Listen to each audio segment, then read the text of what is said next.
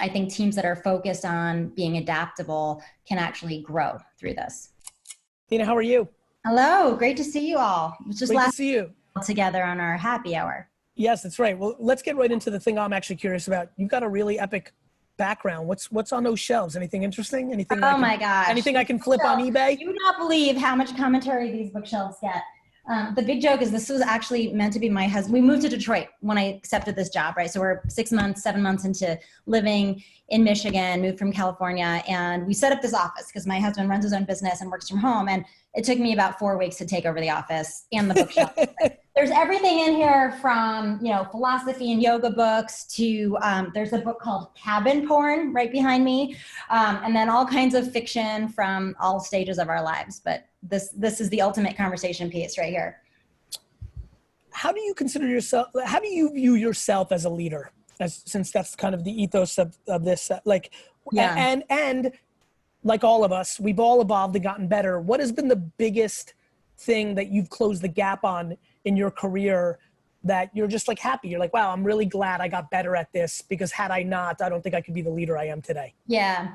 Well, I think there's two things. And one of them, I'm going to echo what Lockie said just a little while ago, the idea of being a thinker that can combine left and right parts of the brain. I think in marketing in particular, that is a very valuable skill and hard to find. So I think that is something that I would say describes my style, holistic thinker, and somebody who likes to synthesize and integrate. And then I think the other thing is just being empathetic, being a very holistic person in the sense of look,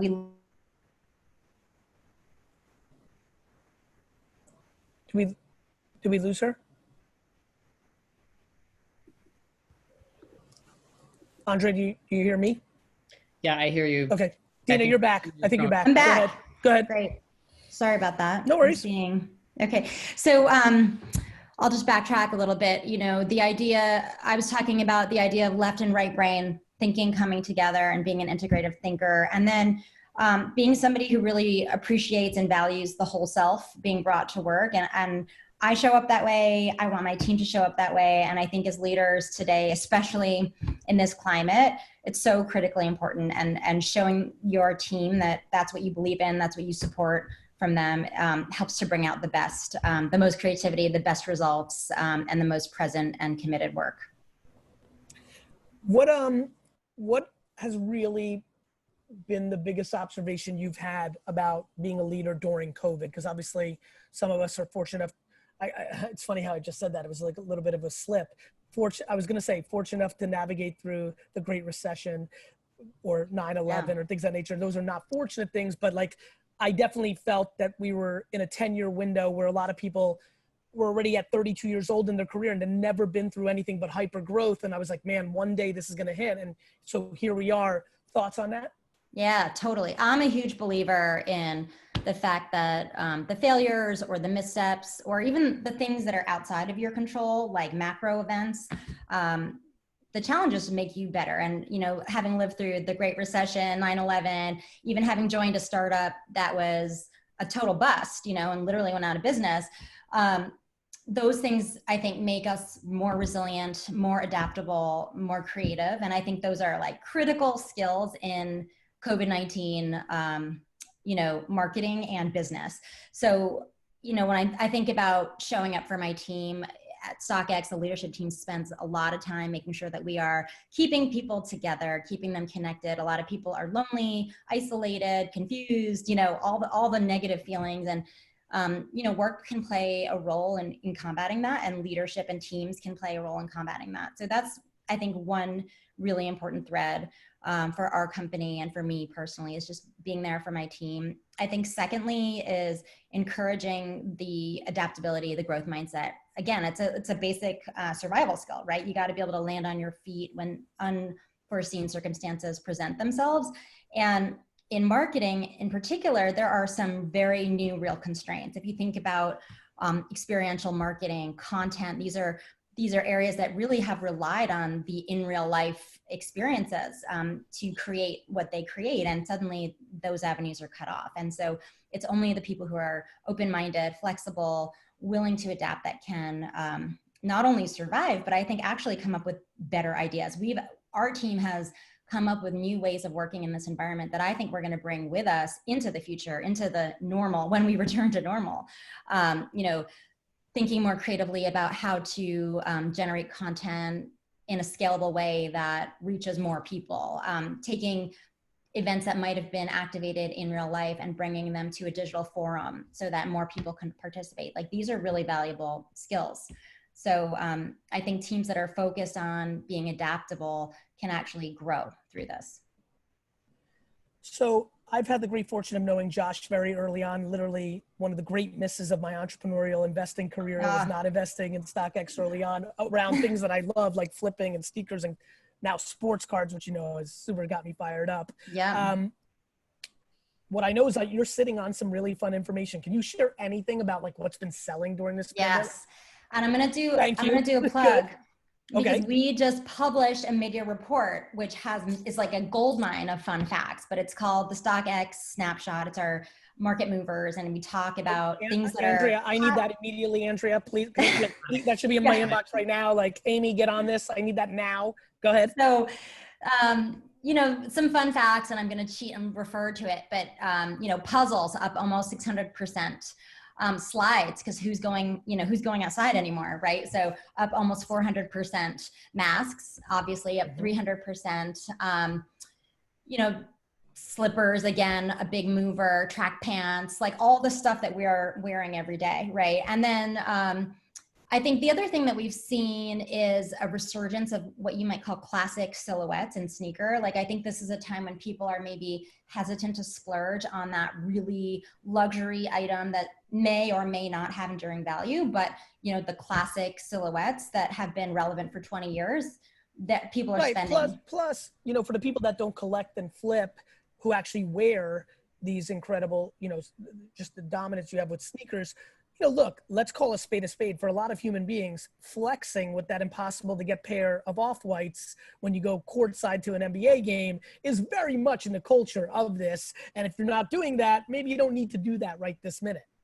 100%. And I think the other thing is, The Last Dance, like that has been an amazing influence in our world. And it's this beautiful convergence, right? Because I think a lot of people, we have such a diverse group, obviously you and I can talk about this all day. Explain even The Last Dance, what that is and how. Sure. So The Last Dance is this amazing documentary about Michael Jordan and the Bulls and their attempt to win their final championship, NBA championship. And it really talks about the team, it talks about Michael Jordan, and it talks about his brand as well. And in sneakers, his brand is a force, like potentially the biggest force to be reckoned with. And what we've seen, actually HBO pulled the release date up. It was meant to be released later on. And then when COVID came along and sports were canceled, I think they saw a big window, again, sign of adaptability. So they released this early, and it was at a time when there was nothing to watch on TV for a sports fan. And so it was just brilliant timing, and it was actually brilliant marketing for StockX. We were not involved. I keep saying that would have been a dream relationship, dream partnership, but it still had this incredible effect of reintroducing people to Jordan Brand shoes. And we've had some of our best ever days actually during this period, which is sort of hard to believe. You never would have predicted that, right? In April, when we were all sitting at home and saying, what does this mean for business? We've had records around certain silhouettes that were released in the past couple of months that have become our best ever sellers, fastest ever sellers. So I think it shows, back to the trends question, like the power of enduring classics. And in a time like this, when there's uncertainty and stress and, recessionary forces, like people are spending money on the things that have proven value. StockX has done a nice job with content series. Give everybody a little context to that content. Yeah. Absolutely. Well, thanks for that plug. We have an amazing team, and basically, their remit is to tell stories that are relevant to our, the products that we sell. So it's always contextualized in our world of sneakers, sort of culturally relevant products, and the people, the creators who use those products to express themselves. And so we have this whole network of influencers, musicians, athletes, all kinds of creators that we collaborate with to tell stories. And often the product plays a role in that. Sometimes it doesn't, but we do make an effort to bring it back so that it's related to what we're selling on the platform. And, we use a mix of long form. We have these amazing, almost historical pieces. We actually have someone on our content team who's a PhD. We have 2 PhDs, and one of them is a rap and hip hop historian. And so he can write these amazing long form pieces about, the history of sneakers through hip hop culture. Or we have other pieces that are more SEO oriented, meant to drive results, all the shoes in the last dance, top 10 Jordan shoes. Sure. And then we also have other forms, video, and we've been coming up with these more soundbite written forms lately to just hear what it's like to be a person, a creator in Barcelona, a creator in Toronto. As we grow more globally and the community become, in many ways, COVID has shrunk our world because we're all alone more and at home more, but it's also expanded our world because we're online and we're, the boundaries that previously existed for physical interactions have been raised. So, we're trying to lean into that and introduce more of the cultural marketplace, the global marketplace that is StockX to our community. And so we've come up with a few new conceits during this time. One of them is On the Line With, which is that short format interview with creators around the world. Mm-hmm. And we're gonna keep testing and experimenting. I think that's one thing that is very much part of our DNA as a startup and as a brand that's on the forefront of culture. Do you believe that every brand should start thinking of themselves more in the production of content as a marketing execution, not just a maker of commercials and ads? Yes, I think especially so the world that I live in is direct to consumer. I've spent 15 years in direct to consumer startups. And I think when you're building that direct relationship with a consumer, you have to provide context. You have to engage them in a deeper way than just the transactional way. And content plays a huge role to show that you have a voice, you have a point of view, you have authority in the space, that you care about the issues the customer cares about. I think this is part of being a customer-centric brand and business. You talked about that on your last call. I think brands that own their channels and aren't reliant on other sort of distribution have that advantage where they can go really deep with a customer. And that means you have the data, but it also means you have the relationship, you have the connective tissue with all the stories that you tell. When did you get to Detroit? I moved here. So I started the job in September and I was commuting, believe this or not, I was commuting from California. So I was flying here on Monday, going home on Thursday. And then my family and I relocated in November. So right in the winter. So what was your favorite? Let's give Detroit a little love. I know it was only like 8 to 10 weeks before, or 12, 14 weeks before COVID hit, but what was your first observation? I've just really enjoyed the resurrection of such a great city in a lot of ways. Your biggest observation for D-Town? Yeah, I mean, there is so much heart for Detroit. And one of the things that I think is really remarkable is just like when you come to Detroit, the people who are here are just so loving. And they're like, yes, we welcome you, a new person, into our community, and we want you to survive and thrive here because that's how we're going to thrive. So that's one thing. I mean, the people very from welcoming. Detroit, they're just loving, and they want people to participate in their community, which is awesome.